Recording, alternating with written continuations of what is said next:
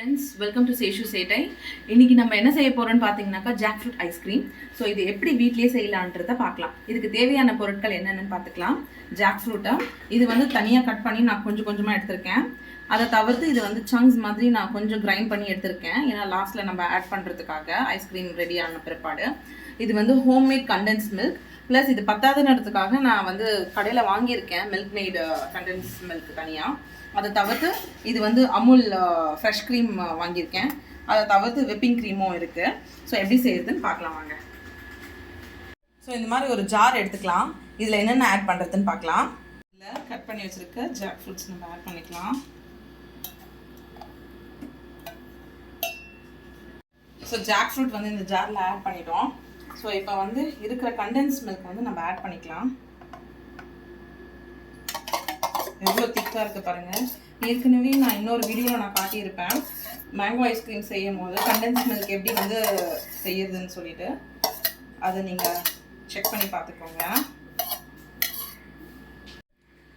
Homemade condense milk add பண்ணியாச்சு. இப்போ நம்ம கொஞ்சம் மில்க் மேட் கண்டென்ஸ் மில்க்கும் ஆட் பண்ணிக்கலாம். ஏன்னா அது கொஞ்சம் பத்தலை, அதனால தான் நான் இதை ஆட் பண்ணுறேன். போதும். மிக்ஸ் பண்ணி வச்சிருக்கிறத கிரைண்ட் பண்ணி எடுத்துக்கலாம்.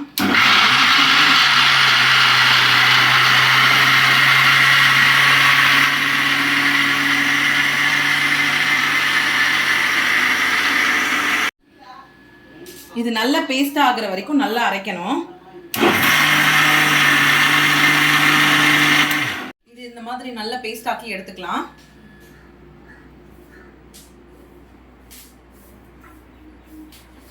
மாதிரி நல்ல பேஸ்ட்டாக வந்து கிரைண்ட் பண்ணி எடுத்துக்கலாம். ஸோ இதுக்கப்புறம் என்ன செய்யறதுன்னு பார்க்கலாம். ஸோ ஒரு பவுல் எடுத்துக்கோங்க. இந்த மாதிரி இதில் விப்பிங் க்ரீம் நம்ம ஆட் பண்ணிக்கலாம்.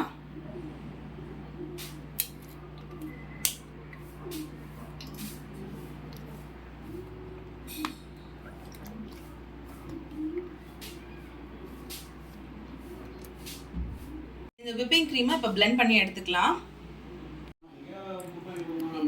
இப்போ இதை பிளெண்ட் பண்ணி எடுத்துடலாம்.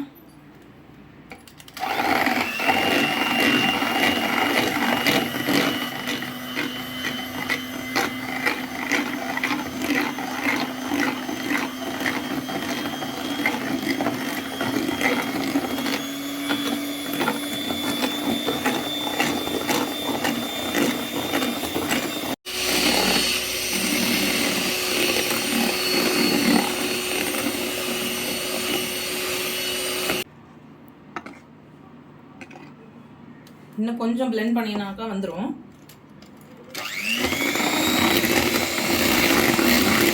பிளெண்ட் பண்ணி வச்சுருக்க ஃப்ரெஷ் க்ரீம் கூட வச்சுருக்க ஜாக் ஃப்ரூட் மிக்ஸை வந்து ஆட் பண்ணிக்கலாம். இதை நல்லா மிக்ஸ் பண்ணிக்கலாம்.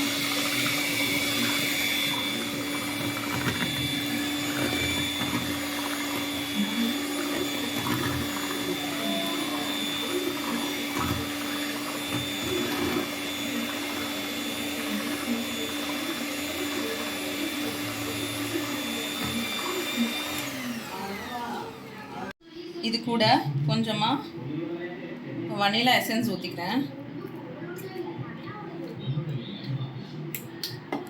ப்ளஸ் ஃபுட் கலரையும் ஆட் பண்ணிக்கிறேன். இதை இப்போ பிளெண்ட் பண்ணிக்கலாம்.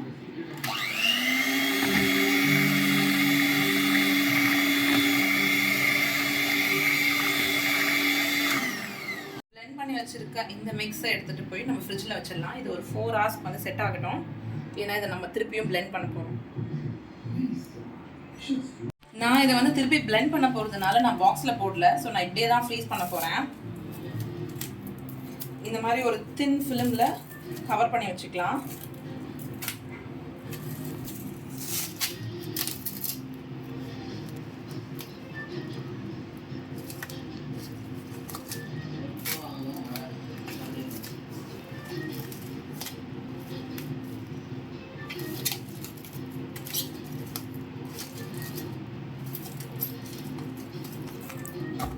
கவர் பண்ணி வச்சிருக்கேன் இந்த பவுலை எடுத்துகிட்டு போய் நம்ம ஃப்ரீஸ் பண்ணிடலாம். வாங்க.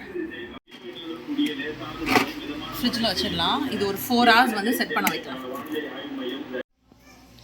4 hours ஆயிடுச்சு. எப்படி இருக்குன்னு பார்க்கலாம் வாங்க. இன்னொரு தடவை இதை திருப்பி பீட் பண்ணிக்கலாம். இன்னொரு தடவை இது பொறுத்திருந்த ஐஸ்கிரீமை நம்ம வந்து இந்த பல்பி ஜாக் ஃப்ரூட் கூட சேர்த்துடலாம்.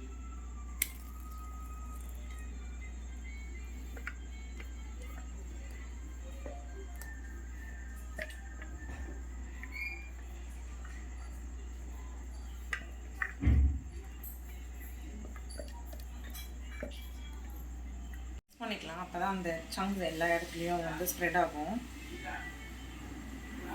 நல்லா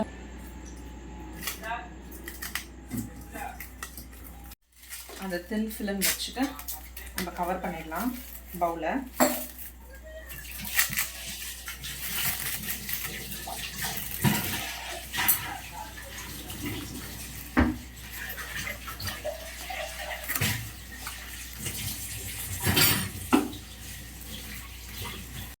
அது டைட்டாக கவர் பண்ணிட்டோம். இப்போ நம்ம இதை ஃப்ரீஸ் பண்ண வச்சிடலாம். இதை வந்து ஒரு 6 to 8 hours வந்து இதை ஃப்ரீஸ் பண்ணிவிட்டு பார்க்கலாம். 8 hours ஆயிடுச்சுங்க. இப்போ நம்ம எடுத்து பார்க்கலாம் எப்படி இருக்குன்னுட்டு.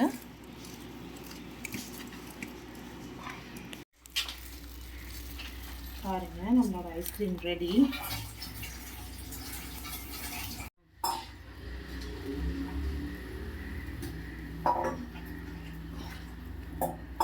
பாருங்க எவ்வளோ அழகாக வருது, எவ்வளோ க்ரீமியாக இருக்குது பாருங்க.